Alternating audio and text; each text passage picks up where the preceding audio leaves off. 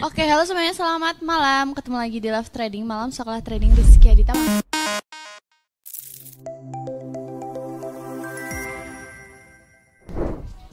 Halo Mas Tama. Apa kabar? Dengan siapa nih? Dengan Dwi Mas di Surabaya Mas. Dwi, Surabaya. Surabaya mana nih, Pak? Saya Surabaya nih. Surabaya Kulon, Babatan Gresik Mas. Wah, menganti. Murah yo. Oke. Kalisari. Oke, siap. Oke, profesi? Profesi karyawan swasta Mas. Di? Di pergudangan. Wah, mantap. Oh ya, Gresik ya. Logistik Mas. Mantap. Ya, kalau di daerah situ biasanya banyak kayak gini. Oke. Iya. Enggak Mas, di sini banyaknya malah apa? Main apa sih itu yang tebak-tebakan angka itu apa sih namanya? Apa? Apa tebak-tebakan angka, Pak? Apa, Pak? Togel. Togel. Togel, nomor Bukan togel. maksudnya di daerah sana kan banyak banyak pabrik gitu loh. Kali togel. Maksudnya gitu. Kok malah togel coba. Sorry. Oke, saya boleh tahu nih. Skill tradingnya ini 1 dari 10 berapa nih angkanya, Pak? Pak Dwi ini. 1. Oh, beneran? 1 Masian. Bener-bener masih menjajaki. Dulu udah pernah jadi mahasiswa itu pernah. Cuma semakin kesini itu semakin lupa. Terus ini menjajaki lagi ya. Pengen punya side hustle aja Mas. Oke. Menurut saya iya, terus? Jadi bener-bener masih awam banget. Cuma beberapa kelasnya Mas Rizky udah tak tonton. Kelasnya Mas Tamo udah tak tonton. Cuma yang bener-bener tak garis bawah itu ya Mas, itu gimana ya Mas caranya ngatur psikologi itu gimana ya Mas? Kita itu kita bisa nerima menang, tapi loss 0, berapa dolar itu kayak rasanya kayak berat. Kok iso ya aku loss ya, padahal wis nganggo teknik iki, dianalisa iki. Bahkan kadang saya ikut sinyal dari Setra AI ya. Itu malah kadang biasa loss Mas. Itu gimana Mas cara mengatur bener-bener fundamental kita yang biar bisa kuat kayak sampean Mas? Walaupun untung rugi tetap nyantai aja ya. Nah, betul. Oke. Ini masalah klasik. Orang bisa lihat profit warna biru, tetapi ketika loss ditahan sampai MC, Pak, biasanya, Pak.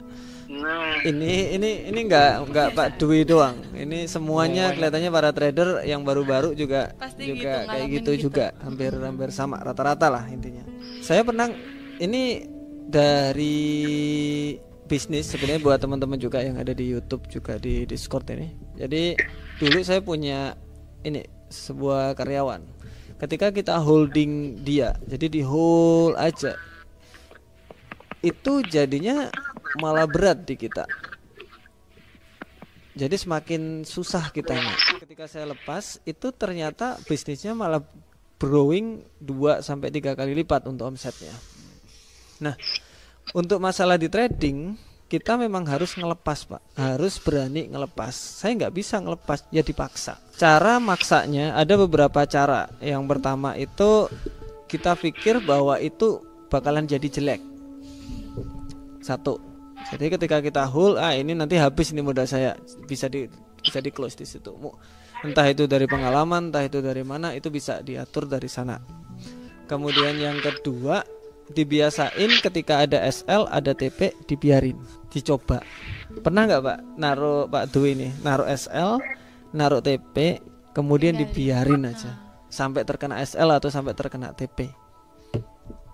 Lebih ke bener-bener udah yakin sesuai penempatan ya, katakanlah mau di buy apa mau di sell, itu seringnya tak tinggal. Tapi nek posisi ini trading malam kayak gini kan di waktu New York Session ya, itu tak pantau Mas.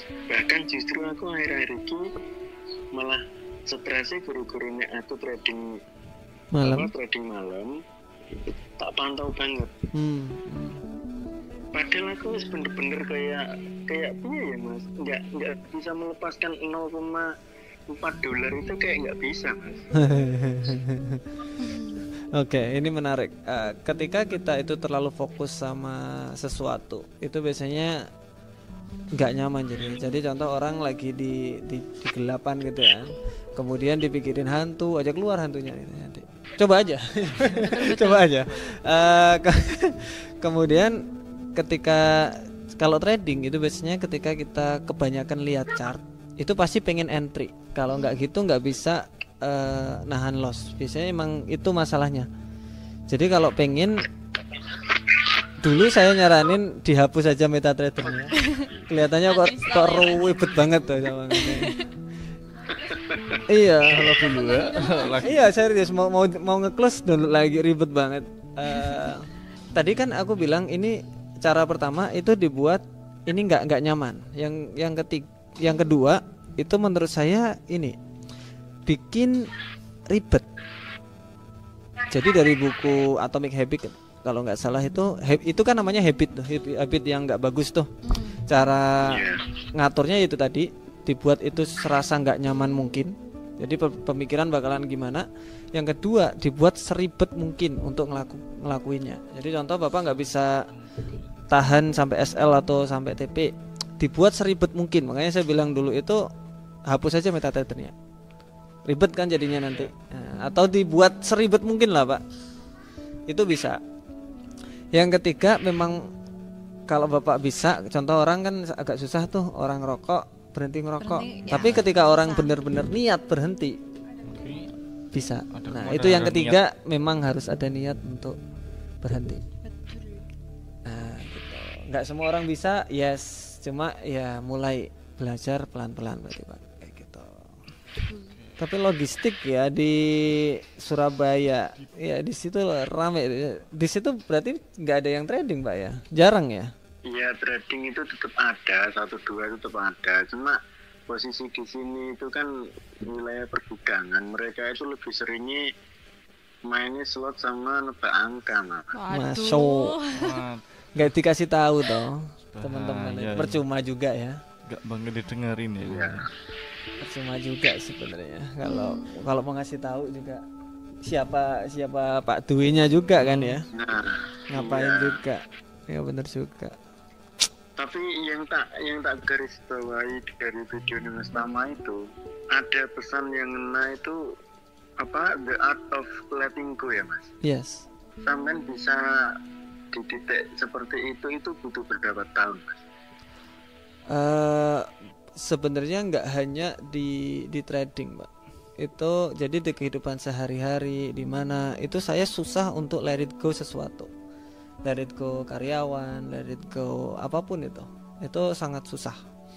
Tapi ada di titik memang kita harus ngelepas. Kalau kita nggak lepas, contoh kita megang gelas, kita pegang kayak gini ya, kita pegang kayak gini, ya nggak berat. Tapi kita pegang semakin lama itu kita nggak bakalan kuat toh. Nah dari situ filosofi itu di trading lama kelamaan ngaruh juga. Itu butuh berapa lama? Nggak lama-lama banget kok. Nggak lama-lama banget selama kita kayak ngerti lah itu tadi filsafat tadi.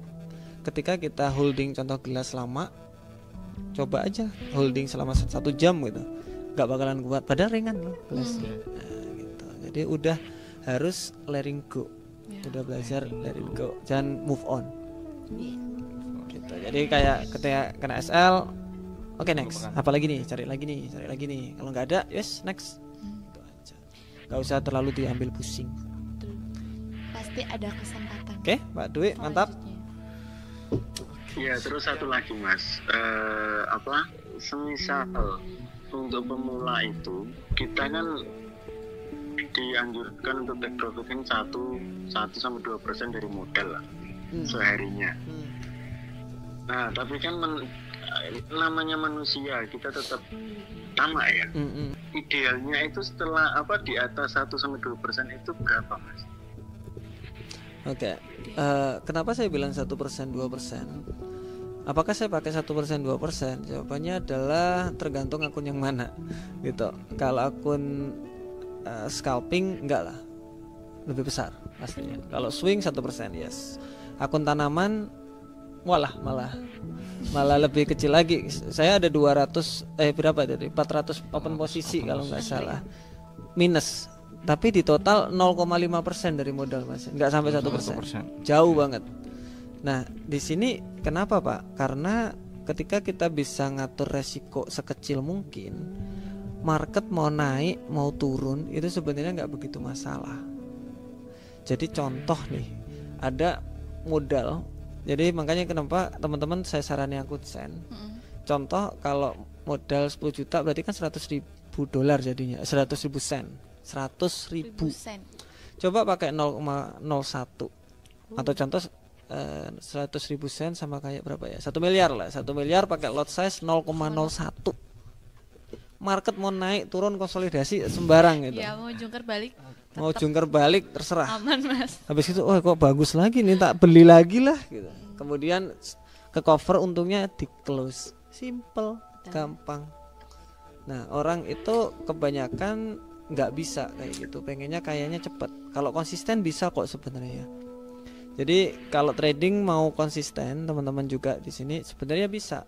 Saya ajarin caranya pakai akun tanaman aja bisa kok konsisten. Tapi nggak besar dapatnya. Cuma konsisten profit, serius konsisten. Tapi nggak besar. Nah, gitu. Orang yang dipingin nih, itu profit yang sangat-sangat besar, yang menurut saya kurang begitu realistis. Gitu, Pak. Kayak dapat jackpot, Mas. Langsung. Yes, karena banyak orang ini yang nggak menarik itu, apa namanya, bikin trading forex di sini kayak judi jadinya. Yes, pokoknya tak deposit, nanti kalau dapat jackpot ya good, nah kan ya habis, nanti deposit lagi. Nangga-nangga tuh biasanya, Mas. Itu jadi slot ke trading gitu jadinya. Nah, jangan. Kasihan. Nah, ini Mas, pemula itu juga biasanya sering masang apa sih, masang posisinya sing geruduk itu apa sih Mas ini? Geruduk layar, Pak. Nah, layeringnya itu kadang iya pakai banget. Menurut sampean itu ya apa, Mas?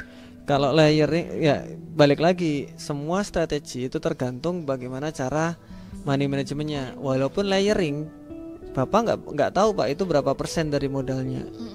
Jadi kayak akun tanamannya saya, atau bisa dicek aja videonya, atau my Facebook-nya juga kelihatan portofolionya. Itu layeringnya gila itu berapa Pak. Ratus itu, Pak? Ribu. Cuma malahan berapa persen dari modal itu kalau minus ya? Minus nggak sampai 1%, Pak. Dari ratusan posisi itu, ribuan malahan posisi.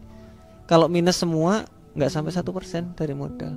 Jadi kita ngelihatnya sambil sekalian kita analisa. Oke, dia pakai strategi apa, risk manajemennya seperti apa, ketika loss dia ada berapa, nah, gitu aja Pak.